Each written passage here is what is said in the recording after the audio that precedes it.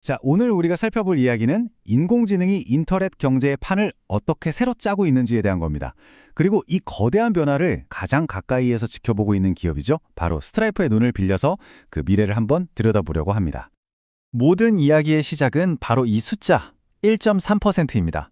이게 무슨 뜻이냐면요. 스트라이프가 전 세계 GDP의 1.3%에 해당하는 거래를 처리한다는 거예요. 정말 어마어마한 규모죠. 그러니까 스트라이프는 정말 특별한 위치에 있는 겁니다. 여기서 AI가 일으키는 경제 지형의 변화를 말 그대로 실시간으로 보고 있는 건데요. 그들이 목격한 첫 번째 거대한 변화는 바로 사기와의 전쟁에서 시작됐습니다. 자, 스트라이프는요, 사실 10년 넘게 머신러닝으로 사기를 막아왔어요. 그런데 아주 강력한 파운데이션 모델이 등장하면서 판이 정말 완전히 뒤바뀌게 됩니다. 온라인 결제가 시작된 이래로 아주 고질적인 문제가 하나 있었어요. 바로 카드 테스팅이라는 건데요. 이게 뭐냐면 사기꾼들이 훔친 카드 번호가 수천 개 있잖아요. 이게 진짜 쓸 수 있는 카드인지 확인하려고 아주 작은 금액으로 계속 긁어보는 거예요. 진짜 살아있는 카드만 골라내려는 수법이죠. 예전에 머신러닝 모델도 나름대로 역할은 하긴 했습니다. 대기업을 노리는 공격에 한 59% 정도는 잡아냈으니까요. 절반은 조금 넘게 막아낸 거죠. 하지만 스트라이프가 여기서 멈추지 않았습니다. 수십억 건의 거래 데이터를 몽땅 쏟아부어서 자체 파운데이션 모델을 훈련시킨 거예요. 그 결과는요, 기존 시스템으로는 절대 볼 수 없었던 그런 사기 패턴까지 읽어내게 된 겁니다. 그래서 새로운 탐지율이 얼마까지 올라갔을까요? 자그마치 97%입니다. 97%요. 이 차이 정말 엄청나죠? 이건 거의 게임 체인저 수준의 발전입니다. 그런데 참 아이러니하죠? 이렇게 AI가 오래된 문제를 기가 막히게 해결하는 바로 그 순간, 경제에서 가장 빠르게 성장하는 분야에서는 전혀 새로운, 더 위험한 문제가 생겨나고 있었거든요. 그 새로운 문제의 중심에 누가 있냐면요. 바로 AI 기업들 자신입니다. 이들은 이전에 본 적 없는, 심하면 회사 문을 닫게 만들 수도 있는 그런 새로운 종류의 사기 공격에 직면하게 된 거죠.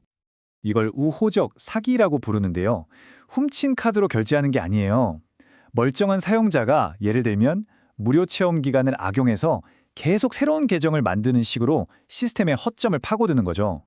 자, 생각해보세요. 기존의 일반적인 소프트웨어 회사, 그러니까 세스 기업들한테는 이게 그냥 좀 귀찮은 문제였어요. 어차피 사용자 한 명 더 늘어난다고 해서 추가 비용이 거의 안 드니까요.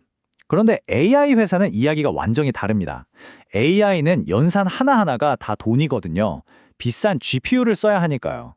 이런 악용은 곧바로 회사의 손실로 이어지는 거예요. 심각한 타격이죠. 이게 얼마나 심각한 문제냐면 스트라이프의 데이터 및 AI 책임자인 에밀리 센지의 말을 들어보면 실감이 나요. 한 창업자한테 사기 문제를 어떻게 해결했냐고 물었더니 그 창업자가 뭐라고 했는지 아세요?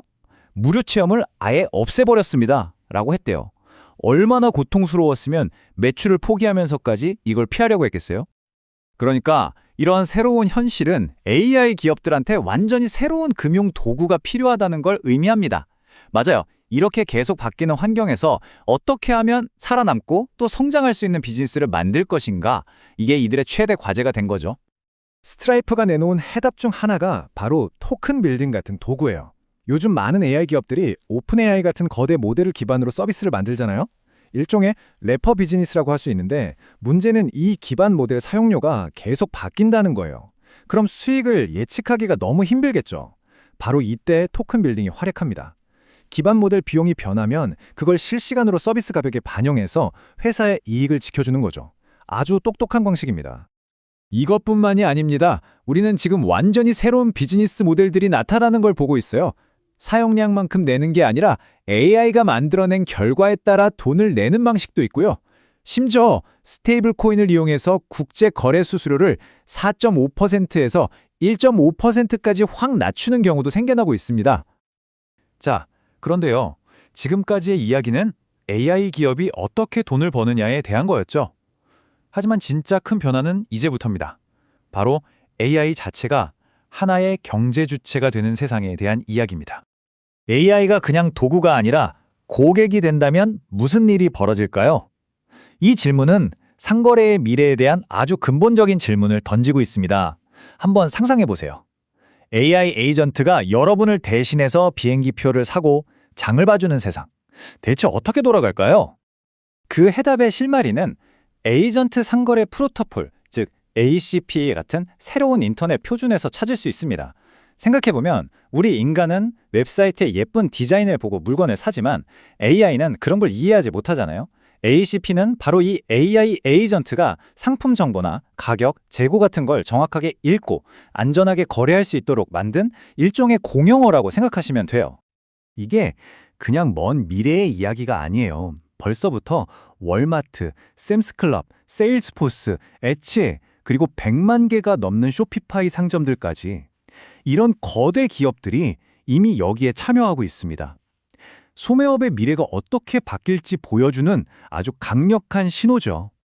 자, 그럼 이 모든 엄청난 변화들을 보면서 궁금해지죠. 스트라이프의 데이터는 지금 이 AI 경제가 건강하다고 말하고 있을까요? 아니면 이건 그냥 또 하나의 기술 거품에 불과한 걸까요? 숫자로 한번 보시죠. 숫자는 거짓말을 안 하니까요. 상위 AI 기업들을 보면 과거 소프트웨어 붐 때보다 성장 속도가 무려 2배에서 3배나 빠릅니다. 그리고 사업 시작부터 훨씬 더 글로벌해요. 시작 2년 차에 이미 100개국 이상에 진출했으니까요. 뭔가 진짜 다른 일이 벌어지고 있다는 거죠. 여기 이 인용문이 정말 흥미로운데요. 아주 강력한 아이디어를 담고 있어요. AI 에이전트가 상거래를 주도하는 게 단순히 쇼핑을 펴는 게 만드는 걸 넘어서 어쩌면 경제 전체의 판을 키울 수도 있다는 그런 가능성을 이야기하고 있거든요. 한번 생각해 보세요. 세상에는 돈은 정말 많은데 그걸 쓸 시간이 없는 사람들이 있잖아요. 만약 AI가 이런 바쁜 사람들의 소비를 대신해 준다면, 자동화해 준다면 어떻게 될까요? 지금까지는 하루 24시간이라는 물리적인 한계에 묶여있던 엄청난 잠재 수요가 폭발하면서 완전히 새로운 차원의 경제활동이 만들어질 수도 있다는 겁니다. 자, 보세요. 이건 단순히 결제가 더 빨라지고 사기를 더 잘 막는다는 차원의 이야기가 아닙니다. 이건 지능을 가진 에이전트들이 우리 경제의 공식적인 참여자가 되는 그런 세상을 위한 금융 인프라를 까는 작업이에요. 그리고 이 모든 건 우리에게 마지막으로 아주 흥미로운 질문 하나를 남깁니다. AI가 생각할 수 있게 됐고 이제는 쇼핑까지 할 수 있게 됐습니다. 그럼 다음에는 또 무엇이 바뀔까요?